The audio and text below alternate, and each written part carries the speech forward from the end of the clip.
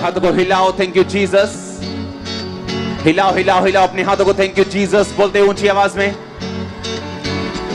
हिलाओ हिलाओ अपने हाथों को बोलते, खुदाबंद तेरा मसाज मेरी जिंदगी में काम करे, तेरा वचन आज मेरी जिंदगी में काम करे, तेरा वचन आज मुझे छुड़ाए, मुझे चंगा करे, मेरी फैमिली में उद्धार का आत्मा बहे। तेरा वचन आज मुझे चंगा करे, मुझे छुड़ाए, मेरे परिवार में उद्धार का आत्मा बहे। तेरे वचनों के द्वारा मैं आशीषों को पाऊं, छुटकारों को पाऊं और आगे बढ़ूं। खुदाबंद सर्वशक्तिमान परमेश्वर, तेरा आत्मा आज गहरे भेदों को मुझ पे जाहिर करे। मैं अपने मन को खोलता हूं, अपने दिल को खोलता हूं, अपनी आत्मा को ग्रहण करने योग्य बनाता हूं, ताकि जो कुछ मैं सुनूं मैं 100 गुना फलों को लेके आऊं। प्रभु यीशु मसीह के सामर्थी नाम में आपका सुनना, मेरा बोलना आशीष का कारण हो। अब से पवित्र आत्मा हमारे शब्दों के ऊपर, इस मीटिंग के ऊपर अपना कंट्रोल करे, अपने तरीके से अपने चलाए प्रभु यीशु मसीह के सामर्थी नाम में। पवित्र आत्मा यहाँ आने वाले हर एक जन को, ऑनलाइन लोगों को छुए और आजाद करे यीशु मसीह के नाम में। आप जैसे आए वैसे सेम वापिस ना जाएं। यीशु मसीह के नाम में मैं आपको आशीषित करता हूं। प्रभु यीशु मसीह के पवित्र और सामर्थी नाम में मैं मांगता हूं। ऊंची आवाजें बोलो आमीन। तारीफ करते हुए हालेलुया। स्वागत है यीशु मसीह की प्रेजेंस में। आमीन। मेरा विश्वास है कि परमेश्वर की उपस्थिति हमारे बीच में मौजूद है। बैठ जाओ अपने शरीर में, अपने हाथों को उठा, बोलो जितना वचन मैं सुनूं मैं 100 गुना फलों को लेके आऊं, क्योंकि मैं इस वचन से प्यार करता हूं। मुझे इस वचन की सच्चाई मालूम है। प्रभु यीशु मसीह के सामर्थी नाम में हम मांगते हैं। आमीन। नीति वचन 16 उसकी 3 आयत को हम पढ़ेंगे। अपने कामों को यहोवा पर डाल दे, इससे तेरी कल्पनाएं सिद्ध होंगी। बोलो अपने पड़ोसी को, बोलो अपने कामों को यहोवा पर डाल दे, इससे तेरी कल्पनाएं, तेरी इमेजिनेशंस, तेरे दिमाग की सोच वो पूरा होगा। ऊंची आवाज से बोलो हालेलुया। बाइबल कहती है जब परमेश्वर ने आदम को बनाया, उसने उसे अपनी समानता में बनाया, और उससे पहले कभी आदम नहीं बनाया गया, तभी परमेश्वर ने आदम को बनाया। और बाइबल कहती है उसे अपने तरह का बनाया और अपने जैसे अधिकार उसे दिए। परमेश्वर ने आदम को अधिकार दिया, जो वो खुद कर सकता था वो आदम कर सकता था। एक बार एक क्रिश्चियन परिवार में एक लड़की बिगड़ गई, और वो बिगड़ी नहीं, इतना बिगड़ गई कि उस परिवार में अपने पिता के दोस्तों के साथ और अपने भाई के दोस्तों के साथ, दोनों के साथ वो गलत थी। उसकी मम्मी को इतनी शर्म आई कि हम क्रिश्चियन हैं और हमारी लड़की ने हमारा मुंह काला कर दिया। कितने दिन वो रोती रही, दुखी होती रही, परमेश्वर से पूछती रही, और एक दिन अपने पास्टर के पास चली गई और पास्टर के पास जाके बोलती है कि पास्टर जी मेरी बेटी इस तरह से बिगड़ गई और मैं चाहती हूं कि आप मेरे लिए प्रार्थना करें कि वो मर जाए और परमेश्वर उसे उठा ले और उसे अपने पास बुला ले। उस पास्टर ने कहा तेरी बेटी में तो प्रॉब्लम है ही है, लेकिन तुझ में जो प्रॉब्लम है वो तेरी बेटी से भी बड़ी है, क्योंकि तू परमेश्वर के कामों को नहीं जानती, ना ही उसकी सामर्थ को जानती। तो उसने कहा मैं क्या करूं? उसने कहा तू एक दर्शन देख, तू एक इमेजिनेशन कर, अपने दिमाग में एक विजन देख, अपने दिमाग में एक कल्पना बना कि तेरी बेटी जो है वो व्हाइट कपड़ों में परमेश्वर का प्रचार कर रही है, तेरी बेटी तेरे घर आई है, तुझसे उसने माफी मांगी है और वो सुधर गई है और परमेश्वर के कामों का प्रचार कर रही है। उसने कहा ये तो हो ही नहीं सकता, मैं उसको बहुत बार समझा चुकी हूं, मैंने बहुत बार उसको गाइड किया, हमने मारा पीटा सब कुछ करके देख लिया, वो नहीं सुधरती। मेरे हस्बैंड और मेरे जो बेटा है उसके दोस्तों के साथ वो रहती है, गलत काम करती है, सब कुछ करती है, बाहर ही रहती है। उसने कहा नहीं। आप जानते जब मैंने लूत का वचन समझाया तो लोग कहते हमें पहली बार समझ आया कि वहां लिखा क्या है, क्योंकि हम जब लूत का वचन पढ़ते थे ये पढ़ते थे कि लूत अपने मन को पीड़ित करता था लोगों के पापों को देखकर, तो लोगों को यह लगता था कि लूत राइट साइड पर है, सही साइड पर है। लेकिन जब मैंने उन्हें समझाया कि लूत सही साइड नहीं था, वो अपने मन को पीड़ित तो करता था लेकिन स्टेप कोई नहीं लेता था। मन को पीड़ित रखता था लेकिन रहता वही सदोम में ही था, हाँ या ना? लेकिन उसने स्टेप नहीं लिया, उसके कारण उसका परिवार खत्म हुआ, उसकी वाइफ खत्म हुई, उसके बच्चे खत्म हुए, उसके बच्चों से जो पाप की संतान पैदा हुई उसकी लड़कियों से, मोआब और अम्मोनी, बाइबल कहती परमेश्वर ने सारी उम्र वंशों तक उनसे नफरत की। लेकिन बाइबल तो कहती है वो अपने सच्चे मन को पीड़ित करता था, लेकिन पीड़ित तो करता था लेकिन स्टेप कोई लेता नहीं था, वहां से निकलता नहीं था। अपने बच्चों के ऊपर उसने छड़ी नहीं चलाई, अपनी वाइफ को समझाया नहीं, लेकिन बस पीड़ित रहता था मन में, किया कुछ नहीं। जैसे लोग अफसोस करने जाते ना दूसरे घरों में, हाय भैन जी, हाँ वो माड़ा होया ते ओही भैन जी जड़ी अफसोस करन आई, उन्हें प्लान बनाया कि इस अफसोस तो बाद नाल ही बाजार है, शॉपिंग भी करके जानी वापस। हाँ, अफसोस करने का मतलब है अगर आप अगले के पास गए हो, आप उसकी लाइफ को बेटर करके आओगे। मुंह से अफसोस करने का कोई फायदा नहीं। उसी तरह का अफसोस लूत कर रहा था, मुंह से अफसोस कर रहा था, लेकिन करना क्या चाहिए, स्टेप क्या लेना चाहिए, उसमें वो कमजोर था। अब जब हम बाइबल को पढ़ते हैं, परमेश्वर ने टीचर्स ठहराए, क्योंकि जो पास्टर है जिसके पास कलीसिया, अगर वो टीचर नहीं और सिर्फ हीलिंग पे उसने अपनी मिनिस्ट्री को बनाया या सिर्फ प्रोफेटिक पे बनाया, उसके लोग पक्के नहीं है कि वो स्वर्ग तक पहुंचेंगे या नहीं।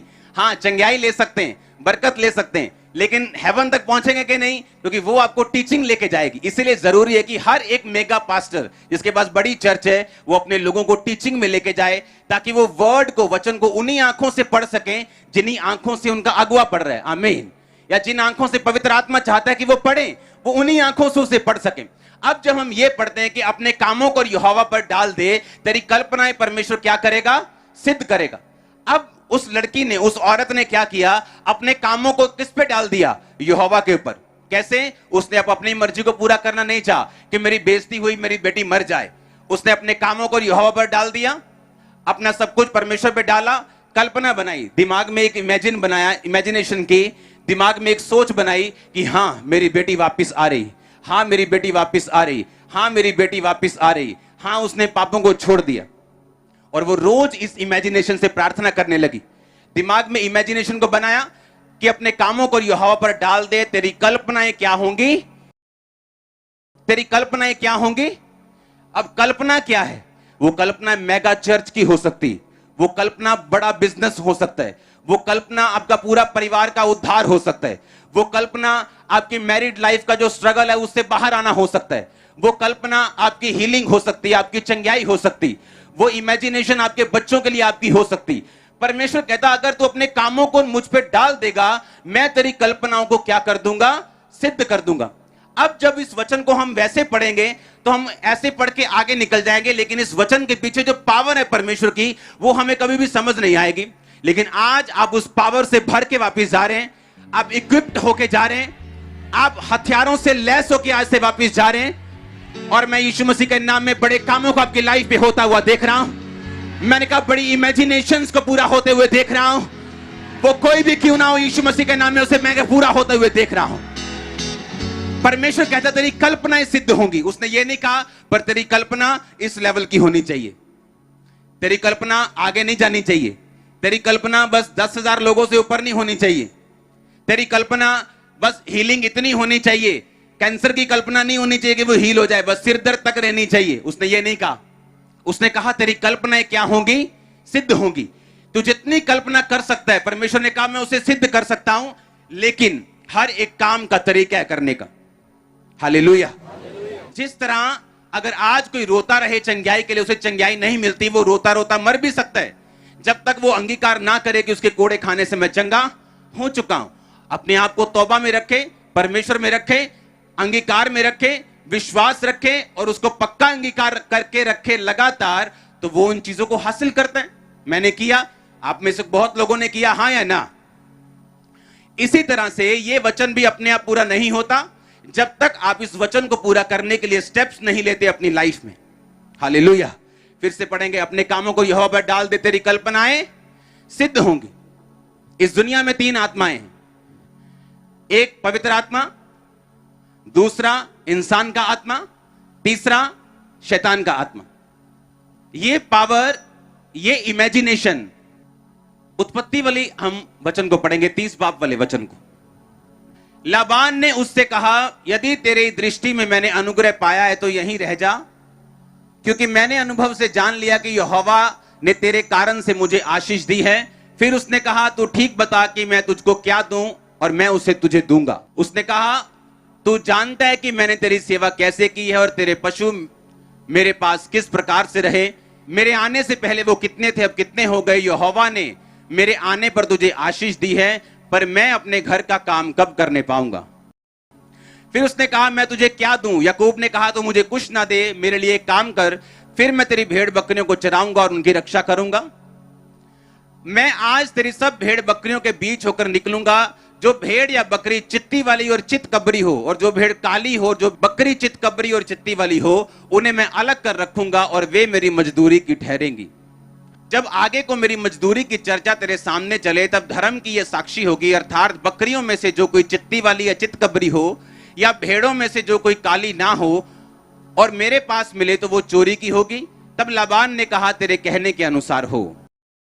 तब उसने उसी दिन धारी वाले और चित कबरे बकरों और चित्ती वाली और चित कबरी बकरियों को, अर्थात जो कुछ उनमें उजलापन था, उनको और सब काली भेड़ों को अलग करके अपने पुत्रों के हाथ में सौंप दिया।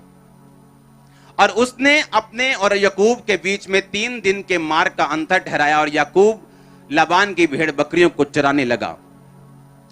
तब याकूब ने चिनार, बादाम और अमोन वृक्ष की हरी हरी छड़ियां लेकर उन्हें कहीं कहीं से छील कर धारीदार बना दिया, ऐसे कि उन छड़ियों की सफेदी दिखाई देने लगी। तब छीली हुई छड़ियों को भेड़ बकरियों के सामने उनके पीने के पानी के कठोतों के में खड़ा किया, और जब वो पानी पीने के लिए वहां गई तब वहां गाभिन हो गई।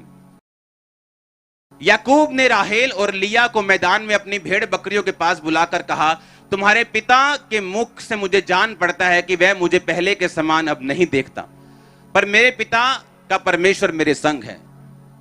जब मूसा इस्राएलियों को छुड़ाने के लिए गया तो वहां पर जो जादूगर थे उन्होंने अपनी सांप को क्या बना दिया था? क्या वो फेक था? क्या वो सांप नकली था कि असली था? असली था ना, फेक तो नहीं था। वो चमत्कार जो जादूगरों के द्वारा किया गया वो असली था कि नकली था? असली था, वो सांप असली था। और जब परमेश्वर मूसा को भेज रहा था तो परमेश्वर को मालूम था कि उन जादूगरों के पास ये पावर है कि वो छड़ी को सांप बना सकते हैं। तो परमेश्वर ने मूसा को कहा उनके पास पावर है, लेकिन मैं भी तुझे पावर देके भेजता हूं, तू जो सांप बनाएगा वो उनके सांप को क्या कर लेगा? खा जाएगा। एक बात याद रखो, इस दुनिया में हीलिंग सिर्फ चर्चिस में नहीं होती, शैतानी जगहों पर भी होती। अगर आपको ना मालूम हो तो मैं आपको बता सकता हूं, क्योंकि जो लोग इमेजिनेशन की पावर को समझते हैं, याद रखो जब परमेश्वर ने आदम को बनाया उसे कहा फ्रूटफुल हो, बच्चे जन, हां या ना। अगर वो आदम परमेश्वर से हट जाए तो क्या उसके बच्चे होते हैं कि नहीं होते? होते हैं। तभी तो दुनिया की आबादी बढ़ रही है। अगर कोई क्रिश्चियन नहीं है तो बच्चे उन्हें बंद हो जाते हैं क्या? क्यों?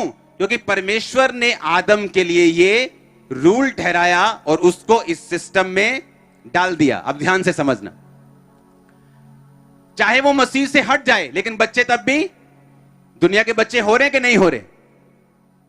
जब परमेश्वर ने आदम को बनाया, बाइबल कहती उसने आदम को अपनी ही समानता में, यानी जब परमेश्वर आदम को बना रहा था उसने ये नहीं सोचा कि मैं इसको कम बनाऊंगा, उसने कहा मैं इसको अपने जैसा बनाऊंगा।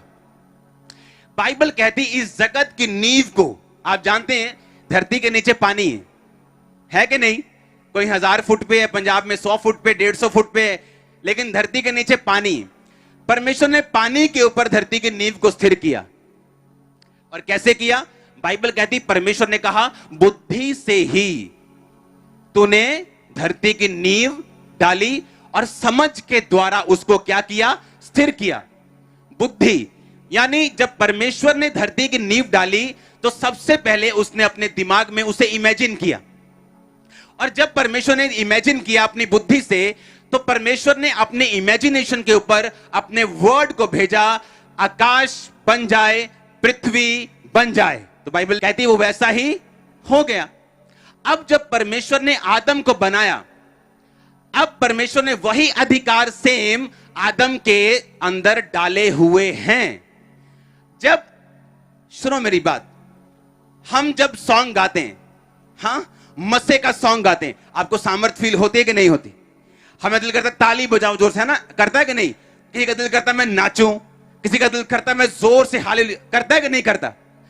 वही सेम सॉन्ग अगर आप शैतानी लगा दें, हां, वो डांस करने का दिल करता है कि नहीं करता?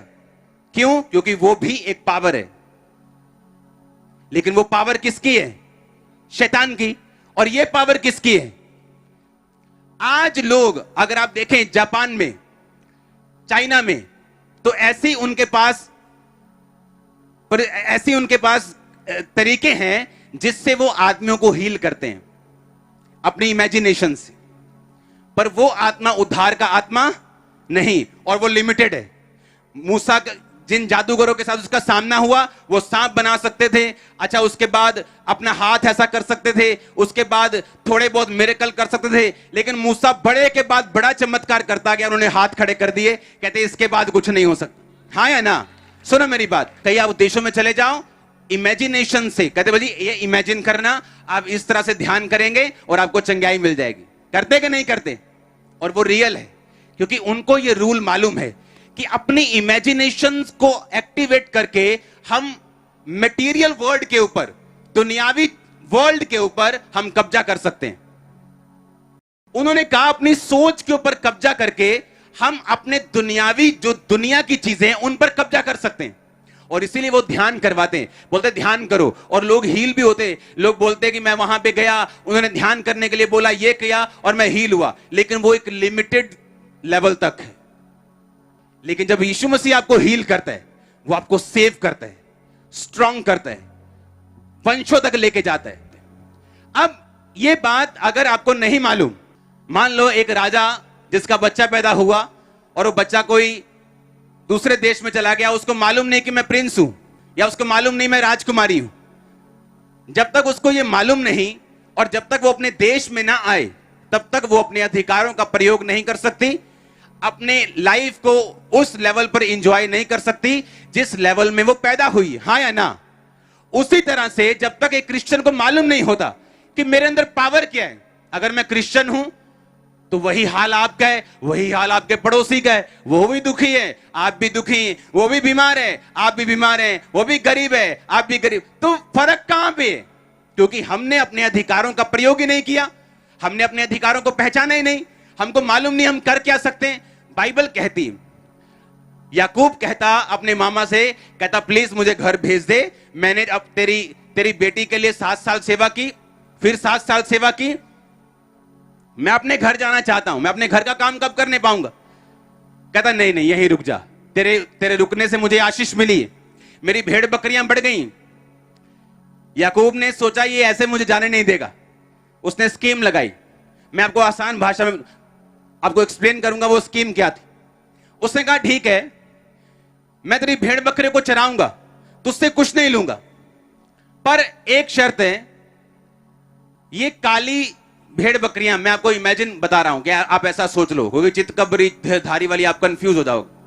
उसने कहा सारी काली भेड़ें, काली भेड़ के पति, काली बकरियां, काली ही बकरियों के पति सब मुझे दे दे, सारे काले मुझे दे दे।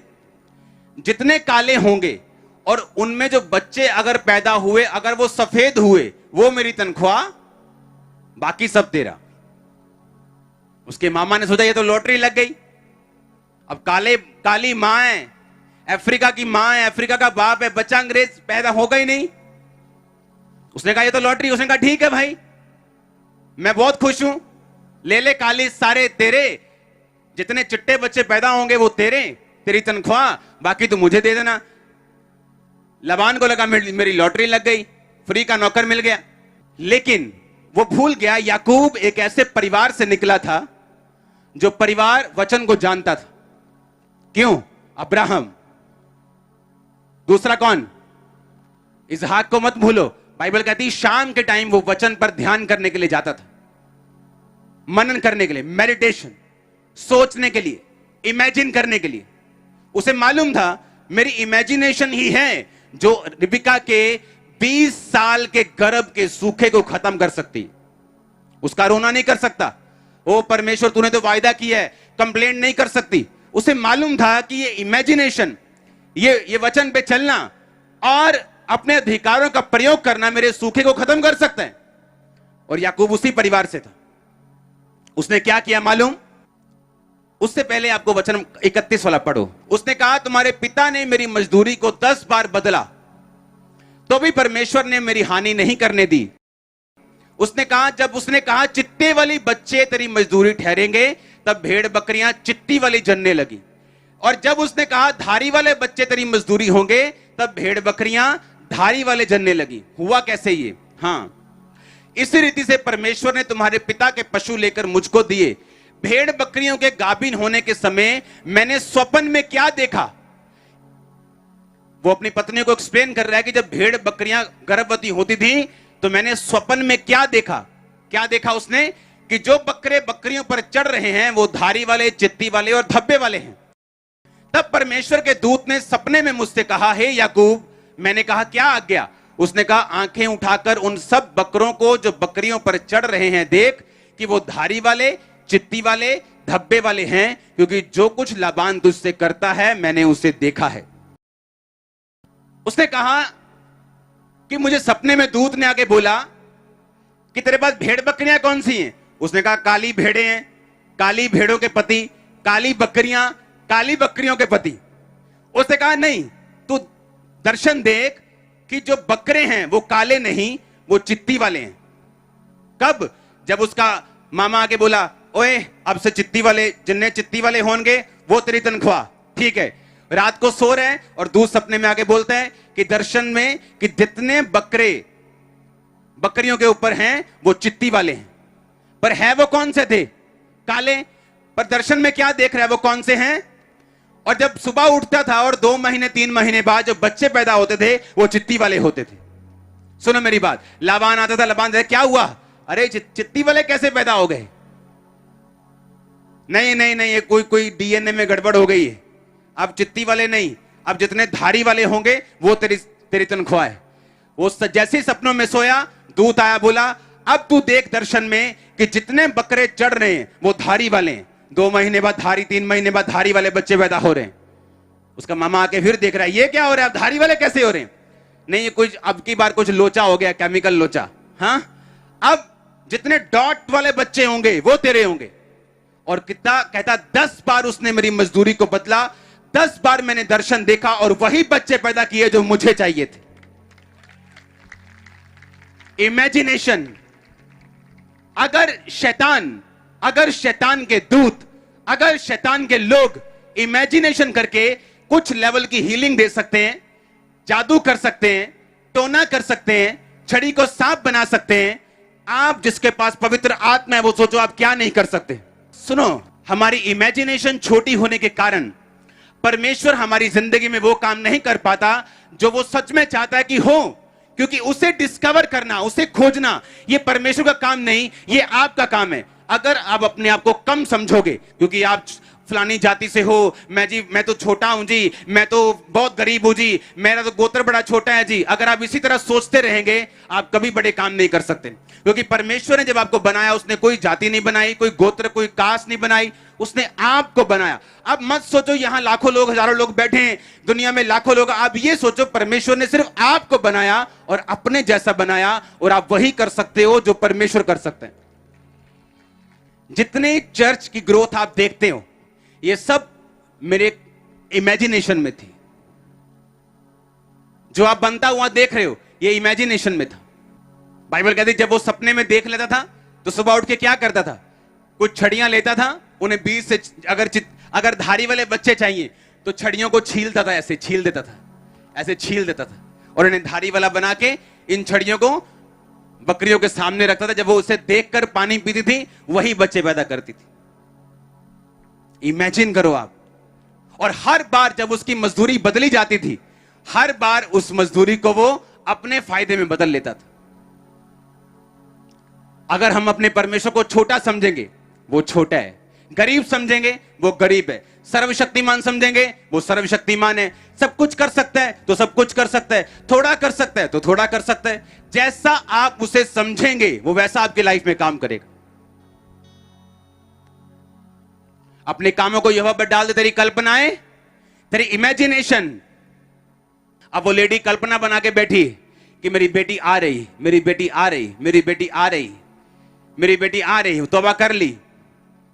रोज शाम को प्रार्थना करते वक्त जब बैठती थी तो एक्सपेक्ट करती थी कि किसी दिन मेरे दरवाजे पे ठक ठक होगी, किसी दिन मेरे दरवाजे पे नॉक नॉक होगा। और एक दिन सच में नॉक हुआ। दरवाजा खोला, उसकी बेटी सामने खड़ी थी। जब सामने खड़ी तो उसे, उसकी बेटी के दिल में जो था कि सुसाइड करने वो जा रही थी। उसकी मां पीछे इमेजिनेशन में थी कि मेरी बेटी को परमेश्वर बदल रहा है, और वो थैंक्स कर रही थी, प्रार्थना कर रही थी। और उसने कहा मेरा दिल ऐसा मुझे हुआ कि मरने से पहले मुझे गिल्टी फील हुआ बहुत कि मैंने गलत काम किया और मैं सुसाइड करने जा रही थी, लेकिन मुझे ऐसा लगा कि मैं एक बार अपनी मां से मिल लूं। तो उसके दिल में था कि अगर मैं अपनी मां से मिलूं तो वो बहुत गुस्से वाली है, पता नहीं मुझे स्वीकार नहीं करेगी, अगर वो नहीं करेगी वापिस आ जाऊंगी, सुसाइड कर लूंगी, लेकिन एक बार मैं ट्राई करना चाहती हूं। जैसे ही वो दरवाजे पे गई, उसे नहीं मालूम था उसकी मां बदल चुकी, उसकी मां का माइंड पास्टर ने चेंज कर दिया।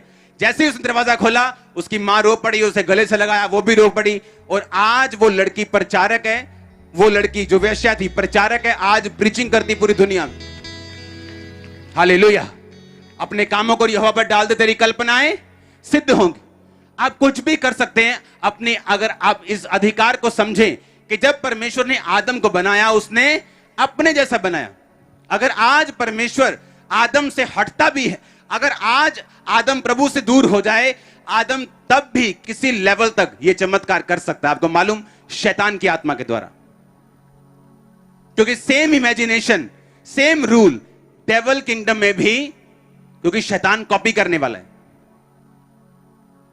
मूसा सांप बनाया, कहते हमने भी सांप बनाया, क्योंकि शैतान भी स्पिरिचुअल जो रूल्स है वो उन्हें जानता है, समझता है। इसलिए वो डेविलिश म्यूजिक तैयार करता है, डेविलिश जगहों को तैयार करता है, उसे मालूम है स्पिरिचुअल रूल्स क्या हैं। और आज जब आदम इंसान प्रभु से हट जाए किसी लेवल तक, इसी रूल्स के जरिए वो काम कर सकता है, पर उसे यह बात मालूम होनी चाहिए कि उद्धार सिर्फ एक ही नाम के नीचे, उस नाम को बुलाओ ऊंची आवाज में, कौन सा है? बोलो यीशु, ऊंची आवाज में बोलो यीशु। हालेलुया। जोर से हालेलुया बोलो एक बार, जोर से। अगर आप समझ जाएं आपकी इमेजिनेशन पावर कितनी, आप रोना बंद कर देंगे कि अभी आप कहां पे, सिचुएशन क्या है, बीमारी क्या है, क्या दिक्कत है। अगर आप उस पावर को समझ जाएं जो परमेश्वर ने आपको दी है। इमेजिन करो अगर शैतानी लोग इस पावर से एक लेवल तक काम कर सकते हैं, आप सोचो किस लेवल तक जा सकते हैं, जबकि परमेश्वर का आत्मा आपके पास है। अब इंसान की आत्मा को चॉइस करने की, वो शैतान की आत्मा के साथ काम करना चाहता है या वो परमेश्वर की आत्मा के साथ काम करना चाहता है। एक जादूगर जो सांप को, छड़ी को सांप बना रहा है, हो सकता है अपनी लाइफ में हर तरफ वो फेल हो, बस वही पावर उसके पास। लेकिन जब आप उसको सांप बनाएंगे, आप चारों तरफ से सक्सेसफुल होंगे साथ साथ। क्यों? क्योंकि आप परमेश्वर की आत्मा से जो काम कर रहे हैं, आप उसमें सुरक्षित भी हैं। परमेश्वर ने बुद्धि से लिखा, धरती की नींव को डाला, समझ से उसको स्थिर किया, और वही बुद्धि परमेश्वर ने आपको दी। और बाइबल कहती है जब आप परमेश्वर का डर मानते हैं, पाप से दूर रहते, शराब से दूर रहते, व्यभिचार से दूर रहते, खिलाफत से दूर रहते, निंदा से दूर रहते, बाइबल कहती है वो बुद्धि आप में होती। और वही बुद्धि अगर आप में है, वो विजडम आप में है, वो विजडम आपको लीड करेगी कि आप इमेजिनेशंस को अपने हार्ट में रखें, और वो आपकी अगुवाई करेगी उन्हें पूरा करने के लिए भी। अब आपने पावर तो समझ ली कि इमेजिनेशन क्या कर सकती, कल्पनाएं सिद्ध कैसे हो सकती। आपने ये तो समझ लिया कि ये हो सकता है, मैं इमेजिनेशन के थ्रू हीलिंग ले सकता हूं, डिलीवरेंस ले सकता हूं, बढ़ सकता हूं।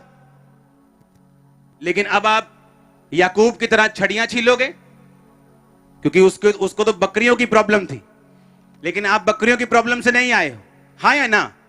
अब आपको कौन बताएगा कि आपकी सिचुएशन में आप क्या करें?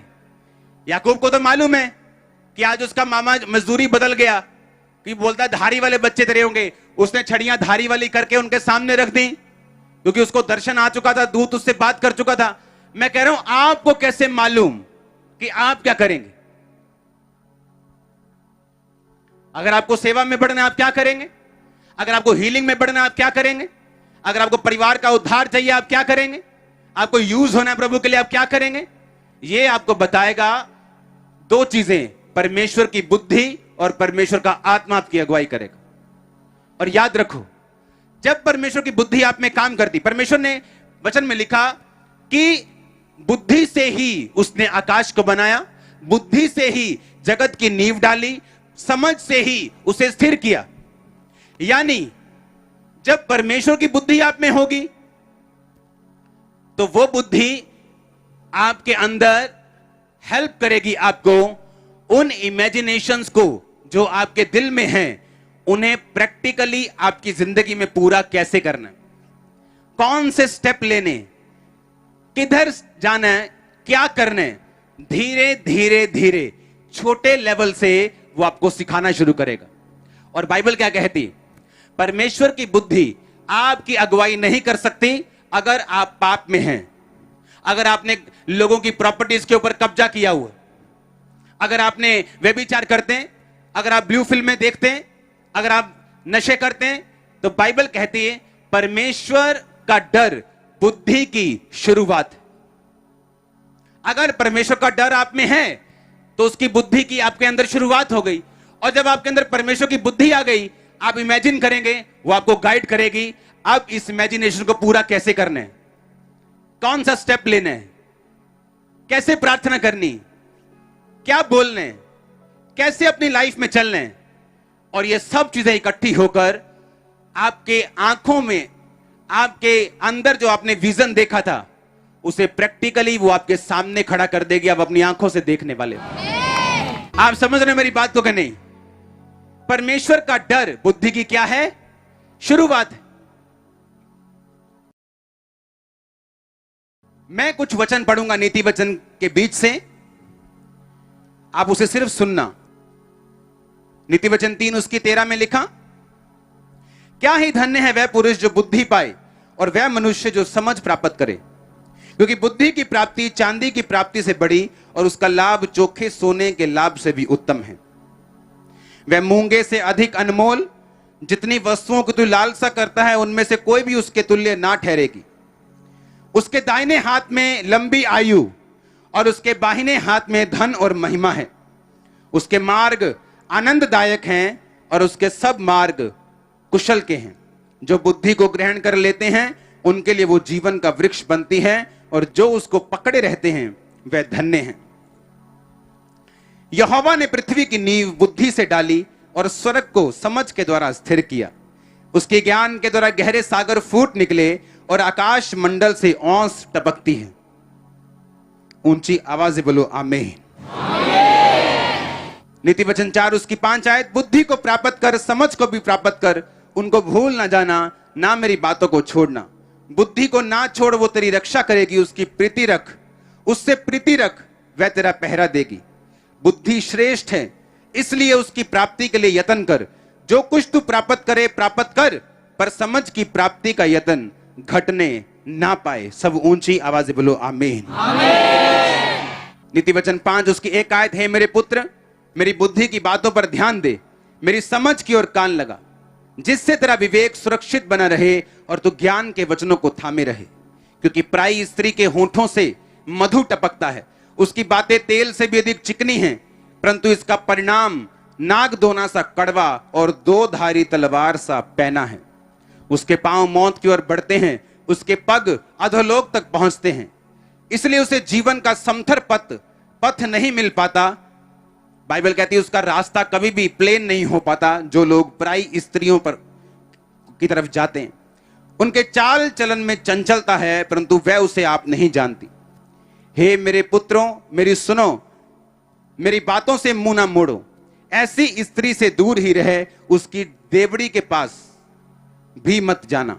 कहीं ऐसा ना हो तू अपना यश यानी अपनी इज्जत औरों के हाथ और अपना जीवन क्रूर जन के वश में कर दे, या पराये लोग तेरी कमाई से अपना पेट भरें और परदेशी मनुष्य तेरे परिश्रम का फल अपने घर में रखें। ये सारी बुद्धि की बातें हैं। क्योंकि अगर परमेश्वर की बुद्धि आप में हुई तो वो उन इमेजिनेशन को पूरा करने के लिए आपकी क्या करेगा? अगुवाई करेगा। आपको ये तो मालूम हो गया, इमेजिनेशन एक पावर है, चाहे वो डेविलिश हो, चाहे वो स्पिरिचुअल हो, परमेश्वर की हो, काम करती है। लेकिन डेविलिश शैतान की लिमिटेड है, परमेश्वर की अनलिमिटेड है और उद्धार भी देती है। और ये अधिकार याकूब को मालूम थे। अब एक है कि पावर के बारे में मालूम होना, एक है इस बात के लिए मालूम होना कि मेरे घर में यह बंदूक पड़ी है, और दूसरी बात यह है कि उस बंदूक को चलाना भी आना चाहिए। आज मैंने आपको बताया कि आपके पास एक बंदूक है अपनी इमेजिनेशन की, और चलानी कैसे है? कहता बुद्धि के साथ तुम उसे चला सकते हो। और बुद्धि क्या है? परमेश्वर का डर मानना क्या है? बुद्धि की शुरुआत है। कहता तेरी आयु बढ़ेगी, तू कुशल से रहेगा। जिसके पास बुद्धि है, लिखा उसके मार्ग आनंददायक होंगे। वो रात को सो जाएगा, लेट जाएगा बिना किसी तकलीफ के। क्योंकि जब परमेश्वर की बुद्धि आपके पास होती, और क्या निशानी है कि परमेश्वर की बुद्धि आपके पास है? आप पाप से दूर रहेंगे, यह निशानी। बुराई से दूर रहेंगे, यह निशानी। कब्जों से दूर रहेंगे, लालच से दूर रहेंगे, यह निशानी। क्योंकि जिस दिन आपने रूल तोड़े, जिस दिन आपने व्यभिचार किया, जिस दिन आपने परमेश्वर के वचन के खिलाफ चले, तो वो बुद्धि जिसने आपकी इमेजिनेशन को कंप्लीट करने आपकी लाइफ में कभी काम नहीं करेगी। मुझे नॉलेज तो है कि मैं स्पिरिचुअली पावरफुल हूं, पर उसको पूरा करने के लिए अब आपको परमेश्वर के साथ की जरूरत है। और साथ देगी आपकी बुद्धि, अगर परमेश्वर की बुद्धि आप में हो। और वो तब होगी जब आप परमेश्वर के वचन पे चलेंगे। मैं एक क्वेश्चन आपसे करता हूं, अगर याकूब चोर होता और यह सोचता कि अगर उसने मेरे साथ गलत काम किया, मैं भी उसको बताऊंगा, मैं भी चोरी करूंगा, तो क्या परमेश्वर की बुद्धि काम करती वहां पे? बोलो। क्योंकि परमेश्वर की बुद्धि तब काम करती है जब आप वचन पे खड़े हैं। तब वो आपकी अगुवाई करेगी कि तेरे मन में जो इमेजिनेशन तूने बना के रखी, इसको पूरा करने के लिए वो आपको तरीके देगा, इसी दुनिया के आत्मिक और शारीरिक दोनों। और आप अपनी मंजिल की ओर बढ़ते जाएंगे, क्योंकि मैं परमेश्वर की बुद्धि आप में वास किए हुए देख रहा हूं। आज मैं ऐसे लोगों को जानता हूं, ऐसे पास्टर्स को जानता हूं। जब मैं एक विश्वासी था और पास्टर्स के साथ पास्टर्स मीटिंग में जाया करता था, वहां वो अपना विजन शेयर करते थे कि मेरा विजन 90,000 लोगों का है, मेरा विजन 1,00,000 लोगों का है। और तब मैं बैठ के बहुत इंप्रेस होता था, वाह क्या विजन है। जैसे लूत अपने दिल को दुखी करता था ना, ऐसे विजन होता था। मैं पास्टर बन गया, उसके बाद मैंने सेवा शुरू की, सेवा बढ़ गई। 17 साल हो गए मुझे देखते, वो अभी भी उन्हीं 100 लोगों में। बताइए क्यों? आपकी अकेली इमेजिनेशन, विजन कुछ नहीं कर सकता जब तक आप में परमेश्वर की बुद्धि काम नहीं करेगी। और परमेश्वर की बुद्धि किसमें है, कैसे मालूम होगा? वो वचन पे चलने वाला होगा। आज एक गलती हो जाए किसी से इंटरनेट के ऊपर, आप पास्टर्स की जुबान देखो जो नीचे उन्होंने कमेंट किए होते हैं उस बंदे के खिलाफ। उसने तो गलती की है, उसे तो शायद परमेश्वर ने उसी घंटे माफ कर दिया होगा, लेकिन तुम्हारी गलती उससे भी बड़ी है और तुम नहीं जानते तुम क्या बोल रहे हो। अगर मैं भी इंटरनेट पे जाके उसे बोलने लग जाऊं, तूने ये किया है, तू शैतान है, तू ये है। कोई भी गलती कर सकता है, वो भी इंसान है। लेकिन उसका मतलब क्या? आप उसकी गलती को एक प्लेटफॉर्म बना लेंगे अपनी जेलसी को, कि ऐसे करने से जय मसीह थी, आप क्रिश्चियन बन जाएंगे। आप क्रिश्चियन होते हैं अपने शब्दों से, जब आप बोलते हैं। परमेश्वर ने कहा, सदूकी फरीसी कहता तुम कब्रों के समान हो, ऊपर से सुंदर हो, शानदार। कहता उनको खोल के देखो, अंदर से तुम गले हुए हो, तुम बदबूदार हो। सब परमेश्वर के जन है, सबके नाम के पास्टर लगाए, सब व्हाइट कपड़े पहनते हैं, मेरी तरह टाई भी लगाते हैं कई। पर क्या इससे हम पास्टर बन गए? और जब परमेश्वर की बुद्धि नहीं होती और अंदर क्या है किसी के, आप एक मुलाकात में नहीं जान सकते। इन सिचुएशन से जब घटनाएं होती हैं ऐसी, और उन पास्टर्स के मुंह से देखो क्या निकल रहे हैं, कितनी घटिया और कितनी निंदा की बातें निकल रही, इससे मालूम होता है कि जो उनकी इमेजिनेशन है वो क्यों पूरी नहीं हुई, वो क्यों परमेश्वर उनकी इमेजिनेशन को पूरा नहीं करता, क्यों उनके दर्शनों को पूरा नहीं करता। इसीलिए क्योंकि इमेजिनेशन पूरा करने के लिए आपको एक स्पेशल अगुवाई चाहिए, वो वही कर सकता है जिसके अंदर परमेश्वर की बुद्धि है, और बुद्धि उसी के अंदर है जो निंदा और चुगली से, इन झगड़ों और झमेलों से दूर है। हालेलुया। अगर मेरे को किसी प्रॉब्लम बंदे से दिक्कत है, अगर उसने कुछ गलत बोला, अगर मैं उसको सुधारना चाहता, मैं उसको कॉल कर लूंगा कि भाई तूने गलत कहा, वही बोलेगा हाँ यार मैंने गलत कहा, मेरे मुंह से गलती से निकल गया, अब खत्म बात। लेकिन प्रॉब्लम ये है, जब एक व्यक्ति कामयाब होना शुरू होता है और दूसरे लोग उससे जेलसी करते, बस उसकी एक गलती को पकड़ना चाहते, जिस तरह यीशु मसीह की गलती को सदूकी और फरीसी पकड़ना चाहते थे, कौन सी गलती इसके मुंह से निकले, इनु टाली, इनु केर लिए होनी फटाफट। और ये सब बातें बाइबल के खिलाफ हैं। हो सकता है एक पापी, एक शराबी इतना प्रभु के सामने पापी ना हो जितना ये काम करने वाले परमेश्वर के सामने अपराधी ठहरेंगे। इसीलिए हर व्यक्ति की लाइफ में रिजल्ट नहीं है। हर व्यक्ति इमेजिनेशन कर सकता है, अगर जिसको मालूम है कि इसमें पावर है, मेरी कल्पनाओं में पावर है, लेकिन उसको पूरा करने के लिए अगले स्टेप्स की जरूरत है। God bless you all. आमीन। ऊंचा आशीष आपकी चर्च। हमारे YouTube चैनल को सब्सक्राइब करें ताकि आप परमेश्वर के गहरे भेदों को जान सकें कि कैसे आप परमेश्वर में बढ़ सकते हैं, कैसे आप दुष्ट आत्माओं से, नशों से, बीमारियों से और वंशों के श्रापों से आजाद हो सकते हैं।